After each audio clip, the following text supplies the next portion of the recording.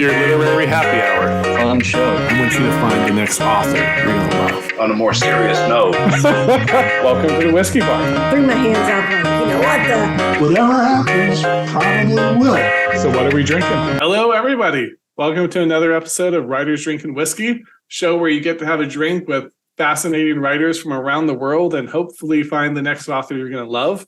I'm your unpaid barkeep, William R. Hincy, and joining me today is Jim Kearney. I feel like I gave that a weird pronunciation, Jim, because we just talked about it. But Jim, welcome to the show. And did I destroy Kearney or did I say it right? Oh, you got it. You got it. It's right. Kearney, okay. Yeah. Right. Okay. Very good. You know why? I feel like I'm saying like carne asada.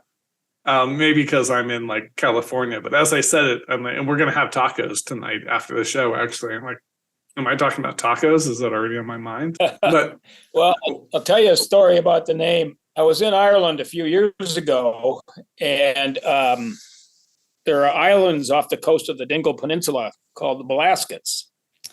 And they were inhabited up until 1953, when a young guy came home on Christmas Eve and dropped dead on his parents' kitchen floor of appendicitis. They knew he was ill, but they couldn't get him across because the water was too bad. So anyway, that precipitated the final deportation of the islands. His name was O'Kearney, and he had three brothers, one of whom went to Ireland and kept the name O'Kearney, one of whom went to England and took the name, spelled the name Carney. Okay. And the third brother went to Springfield, Massachusetts, which is a haven for the island people for some reason. And he spelled his name Kearney. So O'Kearney is the original name. So anyway, I was at the Blasket. They have a center on mainland Ireland now. And I was there a few years ago and I bought a book and I paid for it with a credit card. So the woman looked at the name and she said, "Oh, you're from here." I said, "Well, actually, my great-grandfather was from Doonbeg in County Clare." She said, "No, all the Kearneys come from the Blaskets." I said, "Okay." So, right. Oh, that's awesome. Right. Well, you know exactly what island you came from, too. That's beautiful. Yes, yes. So, and besides the name, anything else you'd like to introduce yourself to the audience here with? Well, yeah, I was a high school English teacher for 54 years. My last stint was at Marquette University High School in Milwaukee, and I was there for 39 years, and it's all boys, Jesuit, and that was basically my dream job, I guess, but I enjoyed all the others as well. And I always feel like when I talk to teachers, I should say, just like you do the military, thank you for your service. Well, I'll tell you a story about that too. Okay. I went to college to be a veterinarian. And my advisor almost immediately talked me into going to pre-med. He was an English prof, by the way. Mm-hmm. Well, I put up with that for a year and a half. And finally, it dawned on me. I do not make intelligent, important decisions. They just kind of happen. That I hated chemistry and I hated physics. So what in the hell am I doing in pre-med? So I decided I'll go into English. Why? Because I like to read. My advisor tried to talk me out of it. The English prof tried to talk me out of it. He thought I'd do better in biology. So he had me take an interest test and it scored dead even. But I scored so low in mechanical interest that he said, "You got to hate to take the top off your toothpaste," which is about right. Right. So I took education credits because I didn't know what I was going to do with an English degree, but I figured I did not want to teach because my parents were teachers. Again, the intelligence. I figured I'll teach until I figure it out. Well, I did student teaching and I was hooked. There you go. That was where I was going my whole life, and I just didn't see it. Well, bless you for that. My brother and I have two brothers. My older brother and his wife are both teachers. He mostly does civics in high school, and she's been a tormented kindergarten through third grade teacher. So I know the trials and tribulations and the rewards and everything else that comes along with it. So bless you with that. Yeah, So my wife was a first grade teacher. oh, there you go. Yeah, a lot of teachers. I think Yeah. you need the schedule to Yeah. link up so you get those summers off together. So most important thing of the show, what are we drinking? I am drinking Middleton, which is not a whiskey I buy because it is so damn expensive, but it was a gift. Mm-hmm. And it is the best whiskey I've ever had. And I broke it out for this show. Very good. Normally I'm a beer drinker. My beer of choice is this one, Golden Draak, which is a Belgian beer. Golden Draak means golden dragon. And it is a very high octane beer, very tasty, but so high octane, you better respect it. So, All right. Very good. That's awesome. And I will be drinking. I went simple tonight too, but it's a fun thing for me. I'm going to drink mystery whiskey. So I have this decanter, and I literally have no idea. It actually has a skull head. If you can see it, I think it's popping up on the. oh yeah, title yeah, that I yeah. have. I got this decanter for Halloween. I think it was Kohl's or maybe Home Goods, something like that. My wife and I were just out and I saw it and had a couple accompanying rock glasses, and I'm like, oh, that sounds fun. I'll get it. But I'm notorious for I pour things in it, and I always think I should write them down. And I'm like, no, I will remember, because of course I will, right? I have no idea what's in there, but I'm gonna enjoy it. I know it's a whiskey. I can tell you that much. And I have these glasses, and people are gonna start to think that I'm shilling for this company, but I just love them. My wife got me these, and it's ice. So there's that black mold, and then it's all ice right here. And it makes nice. it really, really nice if you like to drink your whiskey on the rocks, which I typically do. I do drink it straight sometimes too, but makes it really, gives it that nice coolness. Maybe also because we're in California and it's hot all the time.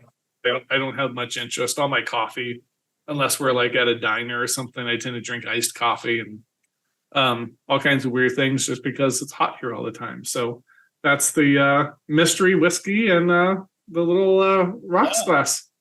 Yeah, so cheers. Well, Sláinte. So I think I know what it is.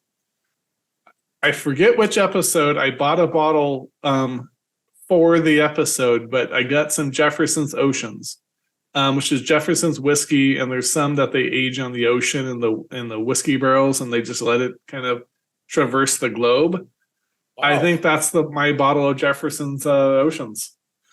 Or I'm making things up. I don't know, but I'm a fiction writer. What are you gonna Either do? way, it works. It's like Mark Twain's autobiography. You don't know what happened, what didn't. The guy was a storyteller by trade, so. Very good. Yeah, I know. That's the beautiful part of it. That's why I can't write an autobiography, because it would, who's to say? Like the second I get writing, it's like, this would be fun. Well, there again, who's to say? Who's to say? Yep. So, where in the world are you? Say that again. Where are you in the world? Like, I mean, I didn't quite guess get that. spiritually, but where are you at right now? At the moment, I'm in Wauwatosa, Wisconsin, which is a suburb Okay. of Milwaukee. Okay. Wauwatosa is Ojibwa for firefly. Oh, very cool. Awesome. Yeah. So if I'm to visit, how do I say it again? Wauwatosa? Wauwatosa. Wauwatosa. Okay. If I'm to visit there, I guess it's suburb of Milwaukee, so maybe Milwaukee. What's the one thing I have to do, and where's the one place to grab a drink? Well, my favorite place is Cafe Hollander, because they have good beers and good food as well. But there are many, many, many good restaurants in this town. So it's hard to pick any one particular one, because you can hardly go wrong. Mm-hmm. They know their food. Right. So Very good. Yeah, but that's where you go to get the best beer in yes. town, which is important. Yes. Again, Belgian. So And so, and I've actually spent some time, quite a lot of time in Wisconsin. There was, in my sordid corporate career, we were, there's always the buying and the selling of companies, right? And so you get passed around from company to company. And the company is Wisconsin-based. Neenah, like out by Appleton, is where they're at. So I've flown into Milwaukee quite a bit. I've also flown into Chicago and just drove through Milwaukee out to Appleton because it's not always so easy from like LA to get out there. It's very cold. In fact, I actually remember everyone still teases me when we're on a meeting. Someone caught me and another person from California before the call complaining about how cold it is. And because it gets a little chilly because there's tons of mountains in California, right? The mountains get snow and then you get wind off the mountains and you get wind chill, right? That's all it is. But me and Sokia is my friend's name. We're complaining about this. And then the Wisconsin crew gets on and they're like, what are you talking about? Like, what's the degree there? We're like, it's like 50 today. Like, no, you don't get to complain. And I remember walking into work one day in Neenah, and we were walking into the wind and my eyes watered. And this is like 20 feet. Like we just parked in the parking lot. We're walking in. And I swore, I thought I was being dramatic because I thought my tears froze on my eyelashes. And I walk in, I'm like, oh, I know I'm being dramatic. I just feel like my tears froze on my eyelashes. And it was really, and they're like, no, that'll really happen. Like your tears probably did froze. And I'm like, how do people live here? Like, how does this happen? But God bless you, because otherwise I've been during the spring and fall, and it's beautiful. I grew up in northern Minnesota, way up in northern Minnesota. And my junior and senior years in high school, we had a period of 2 weeks each year where the high for the day was 30 below. Not wind chill, actual temperature. Right. What I love to start everyone off with is a question that's near and dear to everyone's heart. And that's, what really pisses you off? I think more than anything, hypocrisy. Right. So I don't know many politicians that I really like. Sure. I know. My mind immediately went to that too. It's like, what politicians can we go to anymore? That's not wildly, I know. Yeah, there are a few. I think Cheney's daughter. Mm-hmm. Sure. Is one. She's got a lot of courage. Right. Well, and that's sadly it's a short supply. I think when you're in democratic countries, especially where we are today, there tends to be a just whole Twitter and decide what you're going to believe in today, right? And it's very short-sighted, I think, because it was funny. I read an article not too long ago about the show Yellowstone, and I haven't watched it. My dad loves it, swears by it, and my dad I like it too. Okay, yeah, and tons of people do. It's getting spinoffs and everything now. Barely anyone talks about it on social media. And the article was just about that disconnect, was that this show is wildly popular, right? It's getting huge viewership. And they can tell he views things by age and demographics, just like social media can. But no one in social media pays attention to it. And it was like, where's that disconnect? And it was like, we used to think, oh, people on Twitter are angry about something and that matters. And you're like, maybe it matters. But maybe we're overblowing how much these things matter, because not everyone's on Twitter. And in fact, they got into the demographics of it. Not even demographics, just the analytics of it. And they're like, it's like 10% of the people that sign up that do all of the activity. Like, most people sign up and never use it. And so it's just tiny little super users that do anything. And it becomes very interesting, because then politics will do it, right? Like Trump ran campaigns on Twitter and you get all these things, and you start going, oh, is that really is that really polling the the states or the world, or this is this tiny little like subset of people that are angry.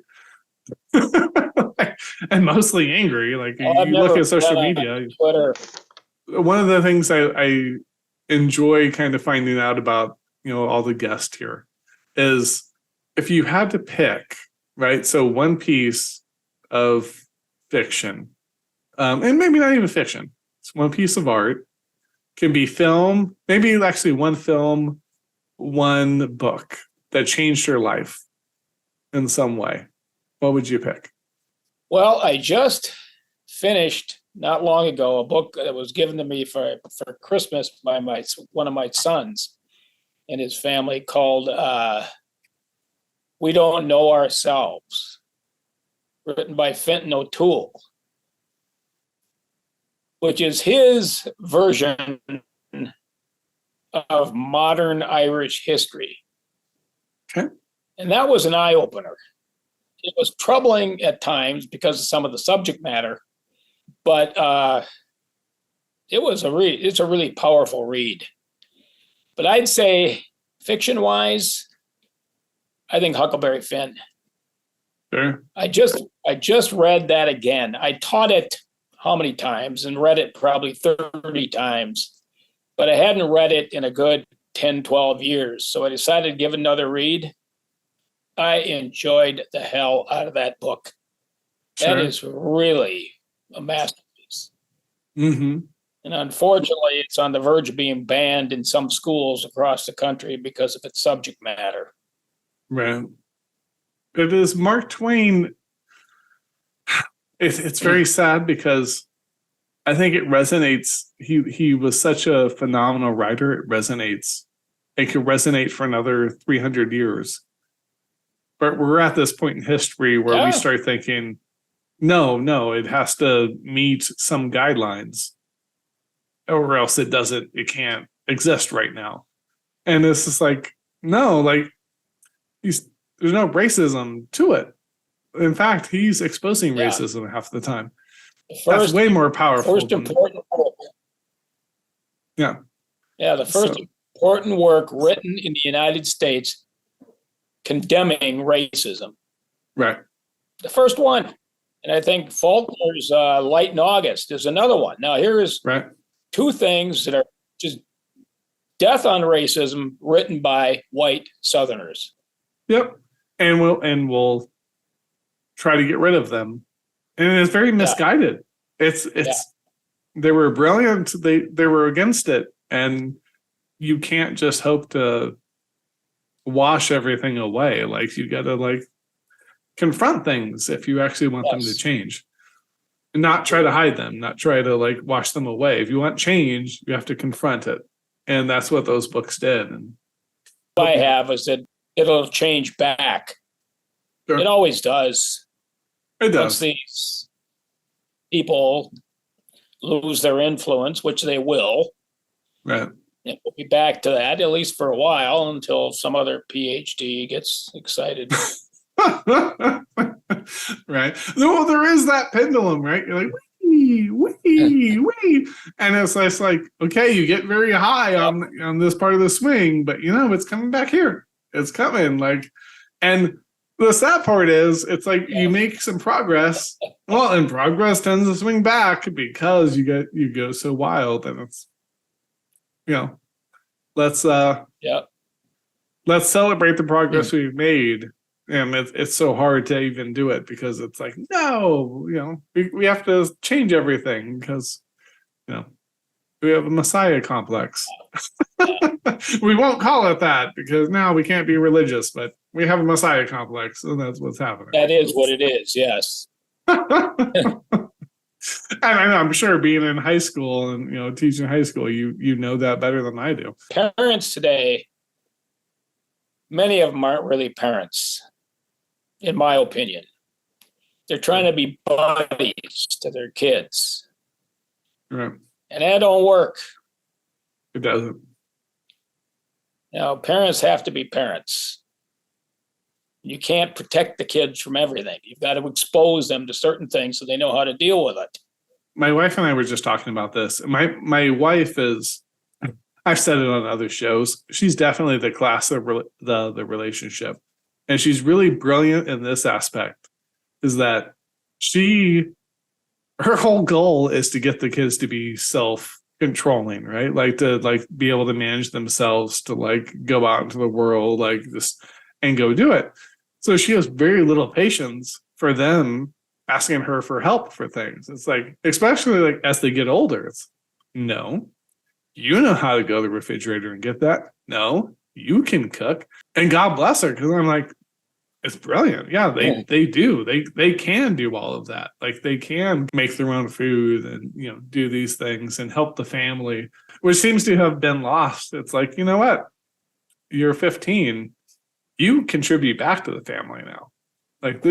You don't whine to your parents about things. You should contribute back to this ecosystem here, because your parents are the ones out hunting and gathering right now, right? They're going to work, but essentially they're hunting and gathering. You can help keep the homestead tidy. You can help make the food. You can help in any way you can. And that does seem to have been lost. My dad taught in the same school that I went to. And if I got into it with a teacher, and sometimes it wasn't my fault. Right. Not very many, but sometimes. And he knew that teacher was a jerk. Right. He didn't help me out. I had to deal with it. And amen. And there's life lessons to that, right? Yes. Sometimes you need to figure yourself out. Yep. I've done it all the time, because I've tried to be funny, right? In my life. And probably early 20s, maybe mid 20s, hell, maybe early 30s. I realized oh, maybe I offended someone and I was trying to be funny. And so it became a good lesson for me, though, in oh, you know what? I'm sorry. I said this, I was trying to be funny, but you know what? I realized maybe I offended you, and I'm sorry. I didn't mean to. This is what I was trying to do. And we would leave it at that. And 99% of the time, there's never a problem again. And, maybe, in fact, a lot of times I get closer to the person because of it, because they realize oh, you know what? He said this, but you know what? He was, big enough to go ahead and say he made a mistake, he was trying to be funny. And sometimes we're oversensitive anyways, but sometimes you make a bad joke. I make 1,000 of them, as people watching this show know very quickly, but I'm well aware of the problem. What's something that haunts you?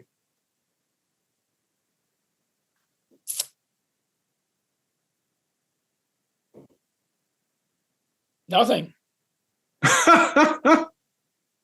I think perhaps the one thing that would be extremely difficult for me is if one of my kids died before I did. I have forbidden them to do that. God bless you for that. Now, whether or not they're going to be obedient remains to be seen, but okay with death.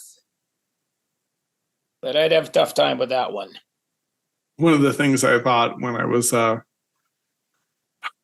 editing Without Expiration, my anthology of short stories that I published kind of throughout the years, and some new ones, as I edited it, I realized, man, there's so much that's just the terror of losing a kid, and just how much that just plays into my psyche at all times. And to this day, I mean, that most of the stories, let's see, collection was published, I think around 2015. We're almost a decade later, and it still plays. It's still there. So, yeah, I get you completely. Have you ever witnessed anything unexplained, or what the strangest thing that's ever happened to you? That's a good question. Well, on the subject of death, my maternal grandfather and I were very close. In fact, one of the stories I've written features him and basically a story he told me. But he was a very profane individual, as am I.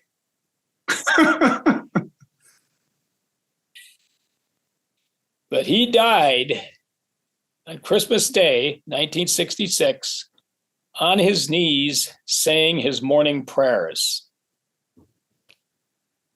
He got up at 6, went around the house, woke everybody up, wished them Merry Christmas, and of course, got them steamed. Then he went back to bed. Got up again about 9:30. And I was in Minneapolis because we had spent Christmas Eve with my wife's family. And we were going to drive up to Hibbing, which is about a 3-hour drive. And I had a flat tire. So I called up there and my dad answered. And I told him the dilemma. And he said, well, I got to go. Somebody's calling me. Well, the reason he was being called is because they found my grandfather. He had a stroke. Well, the next day at the mortuary was Family Day. And Hibbing's mortuary had 3 rooms, 2 off to the side, 1 up the middle, and he was in the one on the left. And I could tell nobody wanted to go in. So I figured somebody's got to take the plunge here. So I went in and I knelt down next to the casket. It was open. Started saying a prayer and I heard this big sigh. And I turned around to see who had come in behind me. Nobody. I looked at him. He was pretty dead, but I heard it. Right. So I'm a firm believer that we don't really go anywhere. Okay. I've had other experiences like that, but nothing quite as dramatic. Right. Nothing quite as know what the word is, but visceral, right? Like that you just feel Yes. it. Yes. So no, that's lovely. Thank you for sharing that. I've always, it's funny. So my dad, and this is maybe the craziest part of the story, is my dad was diagnosed with stage 4 colon cancer 10 years ago. And he's still with us. When I say he was diagnosed 10 years ago, he's still kicking because he's a feisty bastard. And if he watches this or he listens to this, he'll like that because he's a feisty bastard, and that feistiness and that like just will to live is got him 10 years later. And my wife works at a cancer hospital called City of Hope, which is very close to us. They have all kinds of places now, but kind of world renowned. It's a cancer hospital, and they didn't give him 18 months, and he's made it, these 10 years. And there was a lot of days though where I'm just like, and I've always had an interest in ghosts and the unexplained and UFOs and Bigfoot, whatever it might be. Like, I think there's so much more to reality than we think we know. I think what we know is so small that sometimes we are like, we know it's this. And I think it's kind of silly. Like, there's prehistory, everything else. I think there's so much more than is out there that we know. I think we maybe know, to be generous, maybe like 1%, right? Like, there's wild amounts that we maybe don't know yet. Yeah, maybe. If you're being really generous, we know 1%. I completely That's very agree. generous. So My wife died 5 years ago this month. Well. And so I was left with doing all the laundry. Sure. And I would do the laundry when I ran out of something. So I was doing laundry about once a month. And it was June actually. And she died in February. So it was about the 4th time I was doing laundry. I was sorting through the pile and found a pair of her corduroy pants. Okay. I said, Judy, stop messing with me.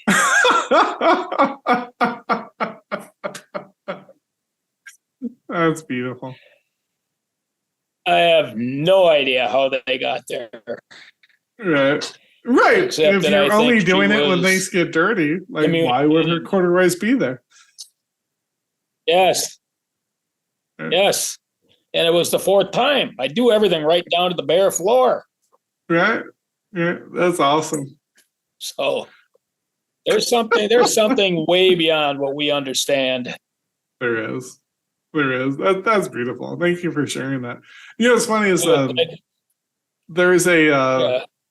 what's it called? Spooked. There's a podcast called Spooked. I think it's from Luminary. And my wife and I love listening to it. And it's just because it's what we love is that people that tell their ghost stories.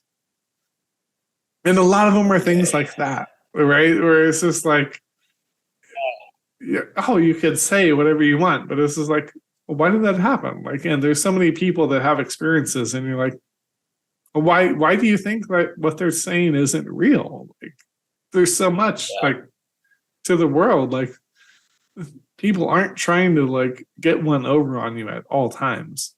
It's a very sad state of affairs when you feel that way, but it's like that's a lovely story. It's like, oh, why are these corduroys there? There's literally no reason, except for the one you know. Yeah. Yeah. So, and nobody has messed up putting them there. So right. I'm going with her.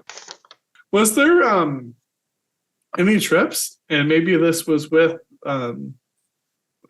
your wife, or maybe before or after or not, but any trips that have changed your life?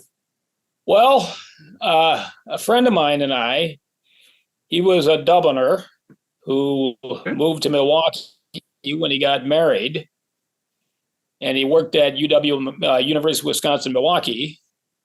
He and I would take high school boys to Ireland during the summer. And we did that 21 years. That's awesome. And those trips were always enlightening. Every one. But another story, he never drove, this guy. Right. But one time, we're driving through one of the towns, and one of the boys asked him, Mr. Gleason, why is it in the towns that sometimes there's a single yellow line along the curb and sometimes there's a double yellow line along the curb? And he hesitated, so I knew he didn't know. But he came up with this. He said, if there's a single yellow line, there's no parking there at all. If there's a double yellow line, there's no parking there at all at all. So anyway, I was over there with some adults a couple of weeks later, and somebody asked the same question. So I started telling that story. The bus driver stopped me immediately and explained that a single yellow line meant no parking during business hours, and the double yellow line meant put no parking there any time. I said, well, mine's a better story. So he said, let's hear it. So I told John's story. A year later, a bus driver told us that story. That's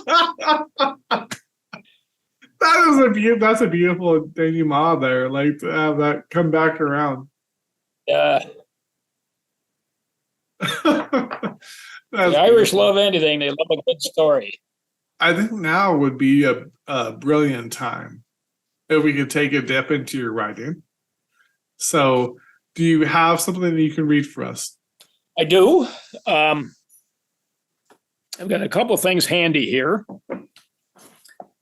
I think I'll read the one I read at the conference because it's a dramatic monologue. Uh-huh. And it's easier to read out loud. Sure. Oh, the never-failing vice of fools. And just for the audience here who the one that had been at the conference, so this will be the Short Story America conference. Yes. But 2022 it would have been, I guess. Yes. Yes. At this point, yeah, so beautiful. and it's short. So Very good. as I said, it's a never-failing vice of fools. And it is dramatic monologue. So, one thing I've always believed in is not letting yourself get played for a sucker. I don't mean clowning around like one of the guys plays a practical joke on you or something. What I mean is by some girl. Now, I believe this since I got into high school 3 years ago as a freshman. Now that I'm a senior, I believe even more firmly in it. So far, I got to admit it, I've been doing all right. I've always had the upper hand. No chick has ever suckered me, and like I said, none ever will if I can help it. Now, I'll admit I've gone back on my ideas in the last 2 years. One thing I always said was that I'd never go steady senior year. Now, I did that, but you got to understand a couple things before you could jump into any hasty conclusions about what kind of a guy I am for going back on my word. It was like this, see. All the girls in my class were already going steady, at least the ones I wanted to take out. There was nothing I could do. Oh, I monkeyed around for a while, took out a couple of girls from Grand Rapids. That's a town about 5 or 6 miles from where I live, but they didn't do too much anything to me. It's not that I thought I was too good for them, you understand? It's just that I didn't think I could fall for them in a big way. You know how it is. Well, anyway, there was this one sophomore in school who wasn't bad. In fact, she was pretty nice looking. I'd never seen her before this, and I was kind of interested. It started out kind of funny. In the first place, after I found out her name, I forgot it. Had to ask this buddy of mine again a couple days later. Now, the thing that was peculiar about that was that it was the first time that ever happened. Usually I couldn't forget a name for nothing. I don't know how in the heck I forgot her as being interested like I was and all. Well, anyhow, the second time I remembered it. I saw her dance one weekend after school started, and I danced with her just one set, a fast one. Anyway, right in the middle of this song, the power went off and the whole place blacked out. All the girls were screaming, and the guys were making wolf calls and whistling like they were going to really move her, like they were going to take advantage of the fact that it was dark when they knew damn well that they weren't. I guess one thing that really impressed me right there was that she didn't scream or act scared or anything, in spite of the fact she was only a sophomore and kind of immature as sophomores are prone to be. I mean, not that it's their fault or anything, but she just took it right in stride. Well, I didn't dance with her again that night, but I saw her in school that week and said hi and all that jazz, but going wild over her, and I didn't want that to happen. Well, the next Friday night at the dance, I saw her again and decided to ask her home. Now, that's considered all right around here, and everybody does it. If you ask me, it's a lot less expensive and a lot less trouble than bringing them to dance. It's a date. At least you aren't stuck with one all night. Anyway, as I was about to say, I asked her home, and she seemed kind of apprehensive. That got me wondering, but she finally said all right, so I decided not to sweat the small stuff. I found out later that her apprehension was caused by the fact that she was going with this guy. When I found that out, I kind of had to laugh, although I got to admit it was a dirty thing to do, but I didn't know, so it wasn't my fault. I got her home later than I should have that night. I didn't use my head on that one because I've been taking out older girls. In fact, she was the first girl I ever took out that was 2 years younger than myself. It never occurred to me that she'd have to get home earlier. But I called up the next night to find out if everything was all right, and I guess it was. Well, that week in school, the guy started giving me a bad time, like always happens when you go after something new. And I started to find out a few things about her. I found out her dad was dead. She was the youngest of 7 children. Well, like I said, she was pretty nice looking and had her way with guys she'd gone with. So the guy she was going with then didn't say much, but she broke up with him pretty quick anyhow. Well, like I'm trying to get across, she was pretty spoiled. Now, that didn't sound too good. And if I was going to take her out much, she'd have to shape up because, like I said, I'm getting suckered by nobody. Well, I found out she was letting it get around that she had me right about where she wanted me. Now, this and the fact that she went out with a kid I didn't much care for, whose primary motive for taking her out was that he thought he was knifing me out, got me to the point where I decided to forget about her and I let it get around. Now, you got to understand, as far as I was concerned, I was through with her. I was about to let any girl, let alone a sophomore, shove this kid around. Well, anyway, she started talking up to one of my buddies whose sister she ran around with. She was trying to get him to fix it up with me. You know how that goes. And he told her it didn't look too good, but he'd try.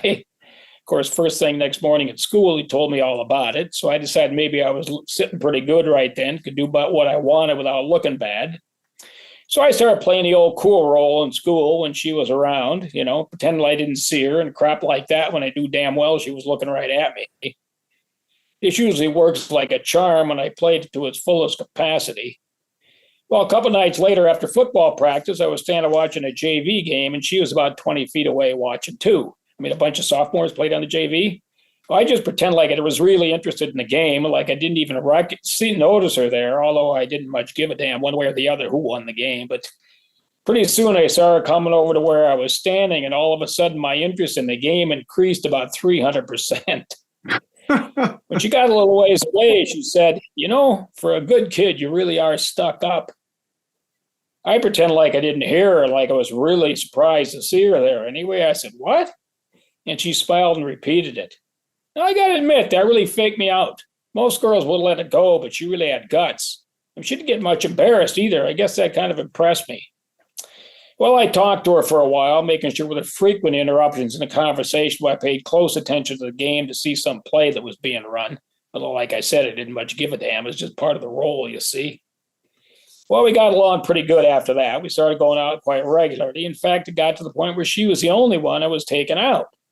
Now, this and the fact that nobody else I wanted to take out was available were the main reasons for my asking her to go steady. Just because I might as well have been anyway, you see. Of course, it made it sound like it didn't make much difference to me one way or the other whether she said yes or not, but she did, just like I figured. I never would have asked her if I hadn't been pretty sure of myself. I'd be giving her the upper hand. That's one thing you don't want to do, ever. Now, I got to admit, I was going pretty wild over her. She didn't know it, of course. I kept monkeying around with other girls, and she didn't say anything in spite of the fact that it bothered her. That jealousy bit is no good, and I told her how I felt about it quite a few times, so I guess she didn't want to cause any trouble. Well, about a month and a half ago, she went to this one dance that I couldn't make, and the next day some kid told me I better watch her, that she was goofing around with some guy at that dance. I started asking around. A couple other people told me the same thing. Now, this really teed me off because it made me look like a jerk. This I did not like.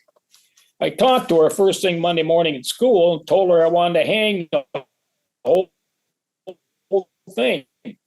She knew what I was talking about. It kept insisting it was nothing. It's like, I'm glad he found out because I don't like to see that happen to anybody. And I wasn't going to say anything, but as long as you already know, that kind of thing gets you thinking about just exactly what kind of a sap you really are. I decided to hang it, and I did. She cried in school, didn't eat for a week and all that jazz, but that was probably an act anyhow.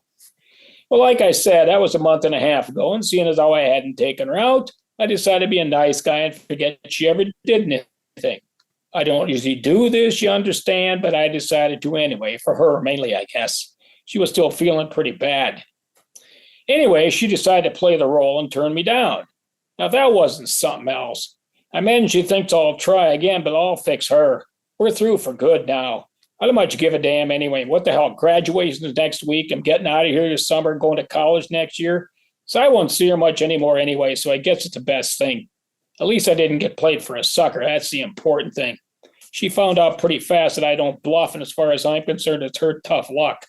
No one suckers this kid, especially not a damn little sophomore. Those sophomores, that's a problem.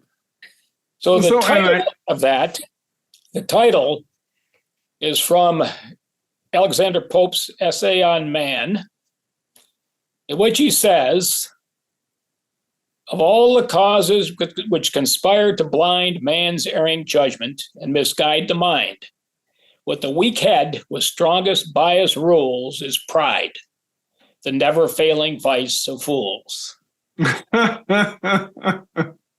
Oh, and you see that play out, in the never-ending vice of fools. It's, oh, look, I'm not going to be played for a sucker. I'm not that's what he's so worried about the whole time is being played for a sucker.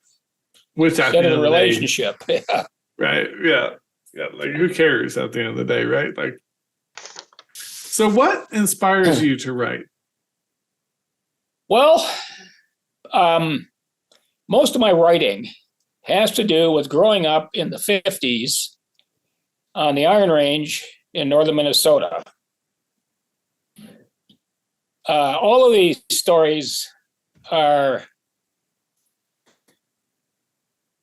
pretty much what happened. And I've got one in the works right now, and I just got to get that idea that gets me going on it, you know? I know what I want to do with it. I just haven't hit that right spot yet.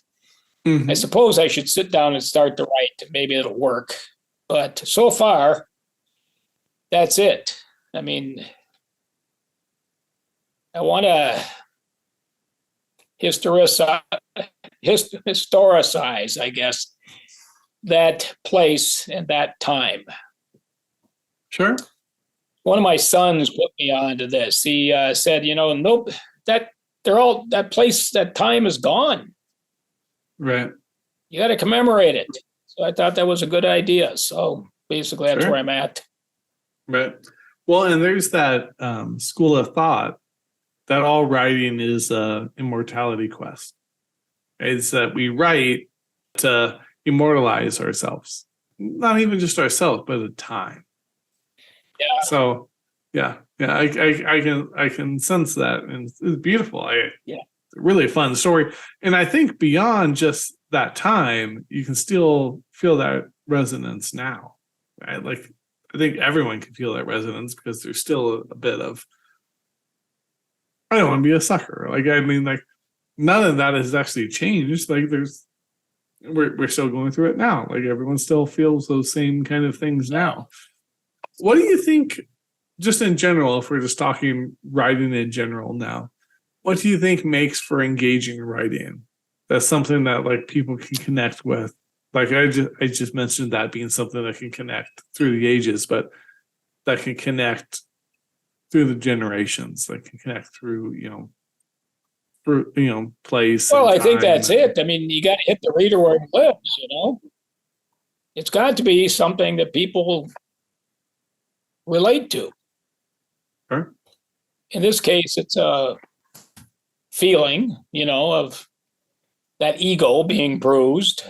But so you become a jerk, which is what he is. But, right, sure. But you don't have to connect with the experience as much as what the experience evokes Sure. in the person. What has writing taught you about yourself? Well, I guess that I can be honest, which I had trouble with for a long time. I was always playing a role, trying to mask a lot of feelings and whatnot. But I think writing helped me grow up. Sure. By telling stories as honestly as they, were, as they happened. Mm-hmm. So there's a story behind this story too. Sure. What's that? I wrote that when I was 19. Okay. And I was in college. I was taking a creative writing course. I was not much of a student in college, but that course I wanted a good grade on. And I wasn't getting it. So I knew it came down to the final project. So I started it very uncharacteristically 6 weeks in advance. And I worked on it every night. I wrote every night. And the night before it was due, I read it and threw it away and wrote this. Right. That is a ballsy because it was move there. Yeah, and it not only got me the grade I wanted, it got published in the school literary magazine. But anyway, it also taught me absolutely useless to start anything in advance. You're not built that way. Just wait till the gun's at your head and then start to do it. So Right. Well, there's a bit of it. So there's a story I wrote. There's multiple ones like this, but I'll use this one as the example. Called Teeth.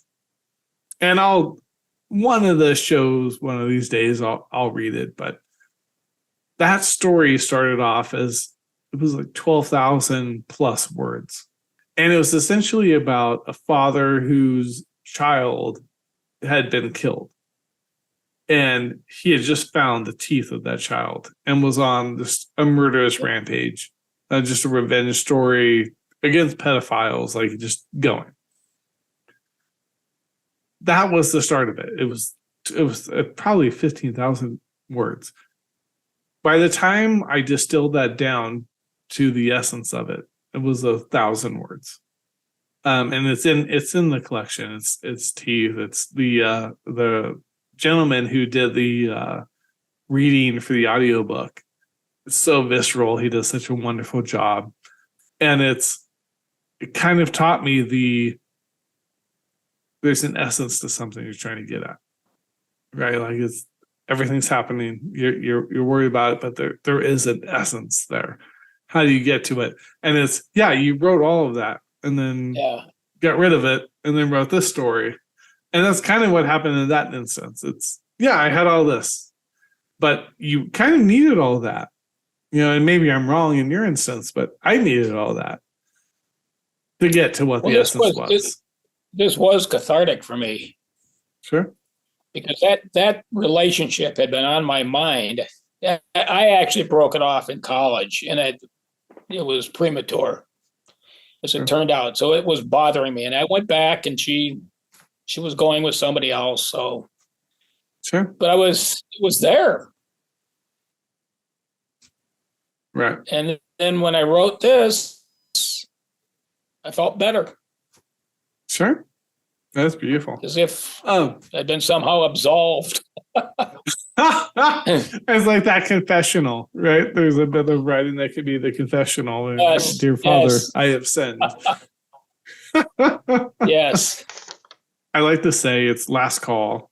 You don't have to go home, but you're going to have to restart the video.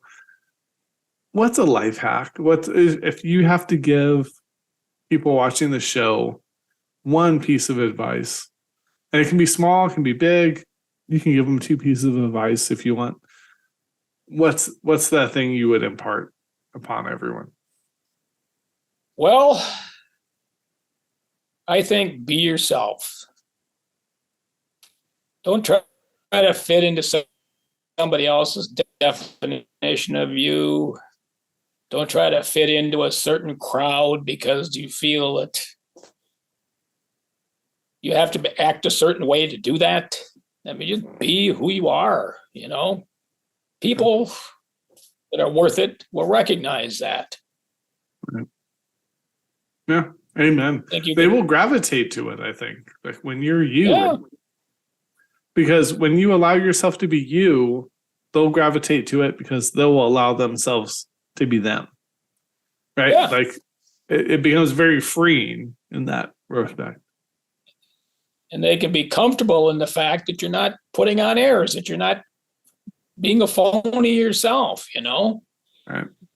That what you are is genuine, like it or not. Sure. Amen. Amen. That's beautiful. So thank you again so much, Jim, for coming on. If anyone wants to learn more about you, like contact you, anything else, what's the best way to learn more about you or to reach out to you? Well, probably email. Will be the most convenient. Sure. Okay. And I can put the email on the show notes. Okay. Here, the show description. I'm also on Facebook. So that's a possibility. I don't involve myself in Twitter and that kind of stuff, but I do check Facebook because I've got a phone that makes that easy. Right. So, but my email, I think you've got it. Mm-hmm. Sure. Do- I can add it to the show notes if you like. Yeah. Okay. That's probably the best. Okay. Awesome. Well, again, thank you so much for all your Thank time. you. This is always a thrill for me. So thanks so much for coming on, and we'll keep in touch. And next time, because I'm sure at some point I'll be drawn to Wisconsin again. I'll let you know when I'm there, and maybe we can meet up for a drink at the place you mentioned. Have a Absolutely. couple of beers together. That would be a dream come true for me.